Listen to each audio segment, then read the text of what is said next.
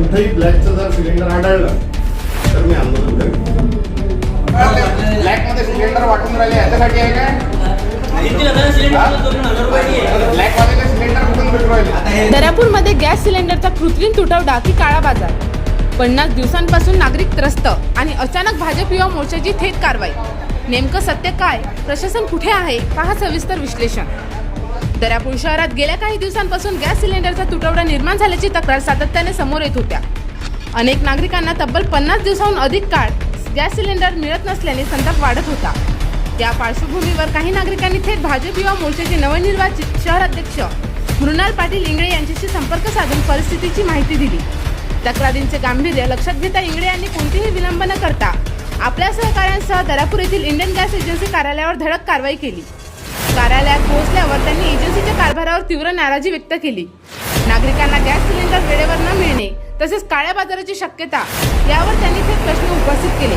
विशेष म्हणजे केंद्र सरकार आणि राज्य सरकारच्या पातळीवर गॅस सिलेंडरची कोणतीही टंचाई नसल्याचे वारंवार स्पष्ट करण्यात आले आहे. पंतप्रधान नरेंद्र मोदी, मुख्यमंत्री देवेंद्र फडणवीस आणि पालकमंत्री चंद्रशेखर बावनकुळे यांनीही पुरवठा सुरळीत असल्याचे सांगितले आहे.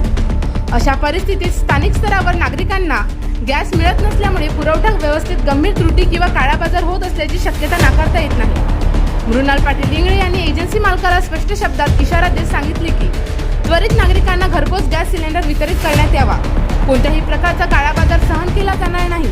नियमांचे उल्लंघन झाल्यास एजन्सीवर कठोर कारवाई केली जाईल. या घटनेनंतर दर्यापूरमध्ये गॅस पुरवठ्याचा प्रश्न पुन्हा ऐरणीवर आला आहे. आता प्रशासन या प्रकरणाची दखल घेऊन चौकशी करते का आणि नागरिकांना दिलासा मिळतो का हे पाहणे महत्त्वाचे ठरणार आहे. नॉर्मली 2-3 दिवसांची मॅक्झिमम 5 दिवस तर त्या हिशोबाने सिलेंडर मिळाला पाहिजे.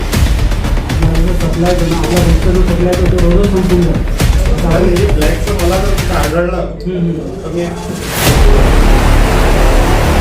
मी तुम्हाला हे लास्ट वॉर्निंग सांगतो. आढळलं तर मी आंदोलन करेन. करायचंच नाही आपल्याला.